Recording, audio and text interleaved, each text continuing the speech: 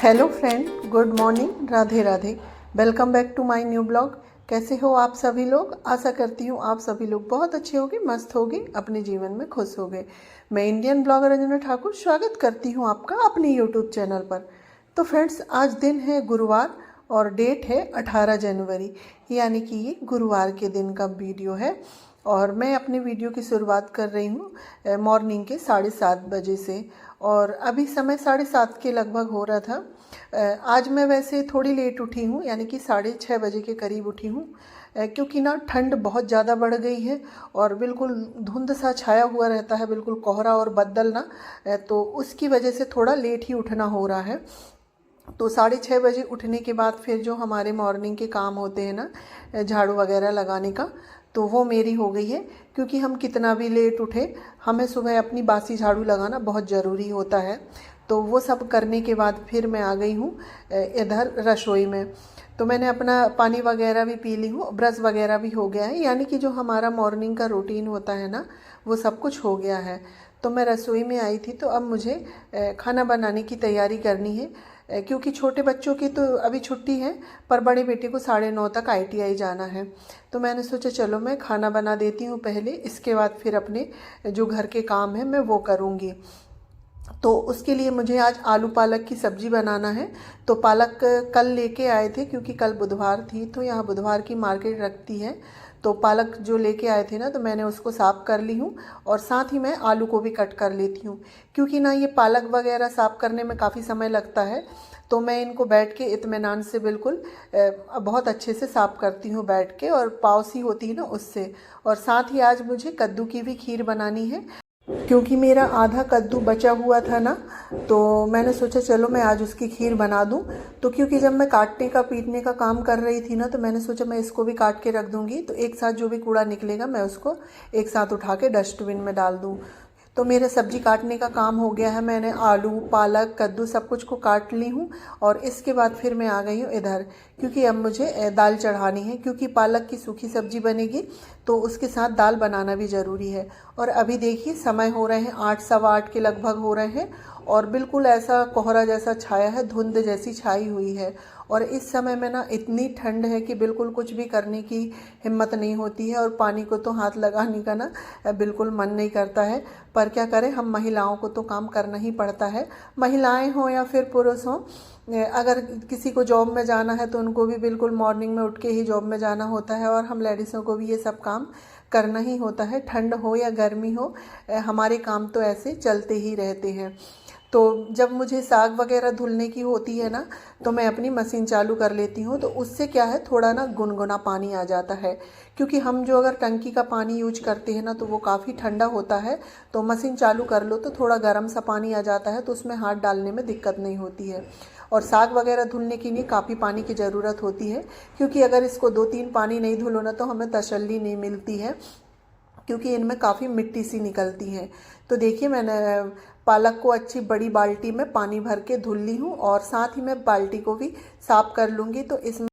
तो मैं उसको भर के रख देती हूँ। तो साथ ही मैंने बाल्टी को भी मान ली हूँ, और जो बाल्टी में मैं जो थाली ढाकती हूँ ना, उसको भी धुल ली हूँ। क्योंकि हम पानी भरते हैं ना, तो बिल्कुल साफ धुल के ही भरना चाहिए।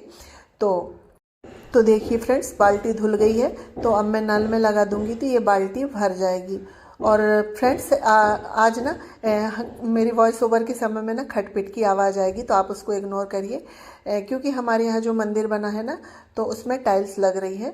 तो टाइल्स लग रही है, तो बिल्कुल आज पूरे दिन खटपिट ही चलेगा। इसके बाद भी मैं अंदर एक रूम में बैठ के वॉइस ओवर कर रही हूँ। अगर थोड़ी बहुत भी आवाज़ आ जाए तो आप उसे प्लीज़ इग्नोर करिएगा। तो देखिए, हमारा साग धुल गया है, तो अब मैं इसमें तड़का लगा देती हूँ। तो पहले मैंने ऑयल डाल ली हूँ, ऑयल डालने के बाद फिर हमारा ऑयल गर्म हो गया ना, तो उसमें जीरा डाल के हमने हरी मिर्च और प्याज डाल दी। हरी मिर्च और प्याज हल्की सी ब्राउन हो जाएगी, तो उसके बाद फिर मैं उसमें आलू डाल लूँगी। और हम मिर्च डालते हैं ना, तो काफ़ी तेल की छींटे आते हैं, तो जलने का डर होता है, इसलिए हमें ना थोड़े आराम से डालना चाहिए। तो हमारी प्याज हल्की सी ब्राउन हो गई है, तो मैं इसमें थोड़ी सी हल्दी डालूँगी, और इसके बाद फिर हम इसमें आलू डाल देंगे। और आलू को हम 2 मिनट ऐसे ही भूनेंगे। इसके बाद हम इसमें ड्राई मसाले डालेंगे, जो हमारे बेसिक के होते हैं, लाल मिर्च पाउडर, धना पाउडर और गरम मसाला। हल्दी तो हमारी पहले ही डल गई है तो हल्दी डालने की ज़रूरत नहीं है। और साथ ही मैं मसालादानी को भी साफ़ करके रख देती हूँ। अब हम इनको अच्छे से मिक्स कर देंगे और इसके बाद हम इसमें फिर पालक ऐड करेंगे।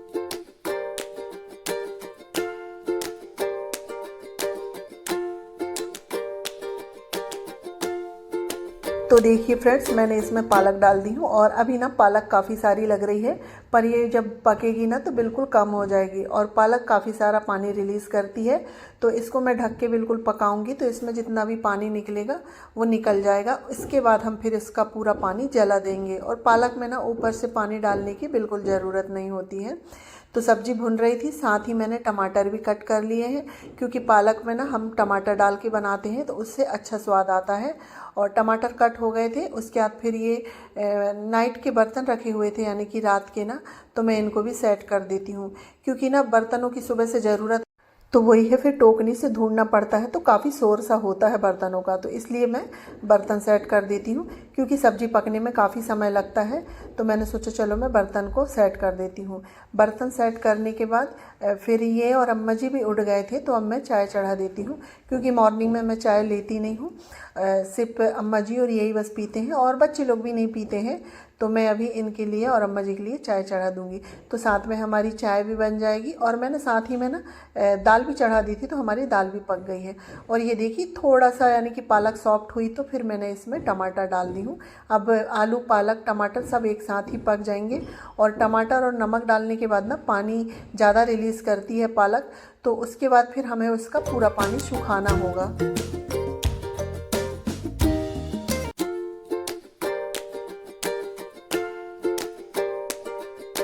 और आज मैं काफ़ी दिनों के बाद आलू पालक की सब्ज़ी बना रही हूँ। नहीं तो मैं पालक ज़्यादातर उबाल के और पीस के ही बनाती हूँ, क्योंकि हमारे यहाँ ना पिसी हुई पालक सभी को ज़्यादा पसंद है, और मुझे भी पिसी हुई ही पालक पसंद है। ये आलू वाली बहुत कम पसंद है, पर मैंने सोचा चलो मैं बहुत दिन से नहीं बनाई हूँ तो इस तरह से भी बनाती हूँ। और देखिए पालक का पानी निकल गया है और पालक कितनी कम हो गई है, और अभी कलर भी बहुत अच्छा दिख रहा है। और साथ ही हमारी चाय बन गई थी, तो मैं चाय भी छान देती हूँ और इनको और अम्मा जी को चाय दे के आ जाऊँगी। और उसके बाद फिर मैं साथ में रोटी भी सेकने की तैयारी करूँगी, क्योंकि अभी समय 9 बजे हो गए हैं। और अब बच्चे लोगों को, यानी कि बड़े बेटे को मेरे ITI जाना है, तो वो 9:30 बजे के करीब चला जाता है। तो देखिए दाल में जो प्रेशर था ना वो खुल गया था, तो अब मैं दाल में भी तड़का लगा देती हूँ। तो वही ऑयल डाल के और प्याज और हरी मिर्च डाल के हम इसको भून लेंगे, और फिर इसके बाद इसमें धनिया डाल के हल्दी डाल देंगे, और हमारी दाल बन के तैयार हो जाएगी। और सच में हम इस तरह से अगर तड़का लगा के दाल बनाते हैं ना, दाल का काफ़ी अच्छा स्वाद आता है। और यहाँ देखिए फ्रेंड्स, पालक बन गई थी, तो पालक को मैंने एक डिब्बे में खाली कर दी हूँ, जिससे कि ना कढ़ाई खाली हो जाएगी। और सब्ज़ी बनने के बाद मैं ऐसे ही हमेशा सब्ज़ी खाली कर देती हूँ, तो जिससे क्या है ना, हमारी रसोई फैली हुई नहीं लगती है। छोटे बर्तनों में रख दो तो बड़े बर्तन हमारे धुल जाते हैं। और यहाँ दाल में ना धनिया भुन गई थी, तो फिर मैंने थोड़ी सी हल्दी डाली हूँ, और इसके बाद हम फिर दाल मिक्स कर देंगे।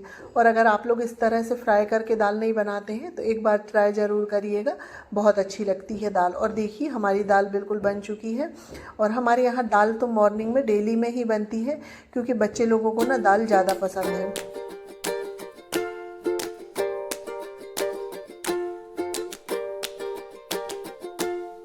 तो देखिए फ्रेंड्स, इसके बाद फिर मैं ना रोटी वगैरह भी सेक दी थी, और मेरा बड़ा बेटा भी ITI चला गया है, और जो रसोई क्लीनिंग का काम है वो सब हो गया था।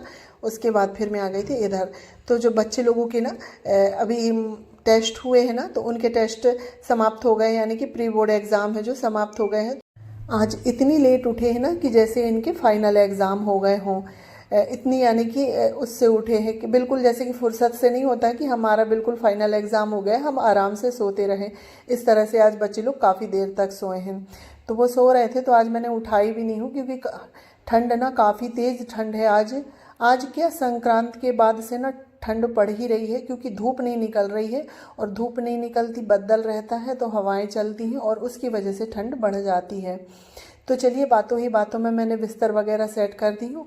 और यहाँ पर बच्चे लोग गीली टॉवल वगैरह फेंक देते हैं ना, तो उनको ले जाके मैं बाहर फैला दूँगी और जो जैकेट वगैरह है उनको भी रख दूँगी, क्योंकि बच्चे लोग जब रात में सोते हैं ना तो पूरा जैकेट वगैरह यहीं पर रख देते हैं। और हमारे यहाँ जितना भी काम होता है ना यही वाले रूम में होता है, चाहे खाने का हो चाहे पीने का हो। और बच्चे लोग भी सब कपड़े वगैरह उतार के यहीं रख देते हैं, तो उन सबको मैं मॉर्निंग में ही समेट लेती हूँ। तो उससे क्या है, अच्छा होता है, क्योंकि अभी बच्चे लोग उठ गए हैं तो उठने के बाद काफ़ी हंगामा हो जाता है। बच्चे लोग अगर उठते हैं तो घर को काफ़ी अस्त व्यस्त कर देते हैं। तो अभी देखिए सब कुछ मैंने समेट दी हूँ, तो मैं हल्की फुल्की सी डस्टिंग कर लूँगी, क्योंकि मैं ये टेबल में बैठ के सब्जी वगैरह साफ़ करती हूँ ना तो थोड़ी सी गंदी हो जाती है। तो मैं आज इसे हल्के से गीले कपड़े करके पोंछ दूँगी तो ये अच्छे से क्लीन हो जाएगी। और इसके बाद फिर ये सामने टीवी वाला कैबिनेट है ना, तो इसे तो मुझे रोज़ ही क्लीन करना पड़ता है, क्योंकि इसमें रोज़ ही बच्चे लोग कुछ भी ला के रख देते हैं, तो उनको उनकी जगह में अरेंज करो और हल्की फुल्की डस्ट हो ही जाती है, तो उसमें भी कपड़ा मार दो तो ये ठीक रहता है।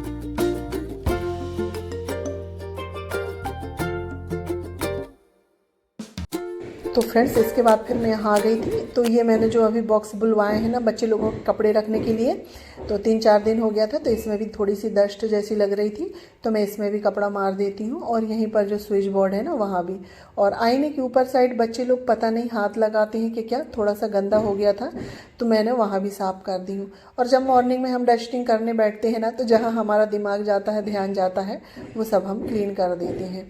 तो फ्रेंड्स इसके बाद मेरी जो क्लीनिंग वगैरह हो गई थी, और आज गुरुवार है तो मैं गुरुवार के दिन पोछा नहीं लगाती हूँ, तो मैंने आज पोछा नहीं लगाई हूँ, सिर्फ डस्टिंग का ही काम करी हूँ। और उसके बाद फिर मैं आ गई थी नहा के, और नहा के आने के बाद फिर मैंने सभी लोगों को खाना पीना दे दी हूँ। अम्मा जी भी खा ली हैं और ये भी खा लिए हैं। तो इसके बाद फिर मुझे जो कद्दू की खीर बनानी थी तो मैं उसकी तैयारी कर रही हूँ।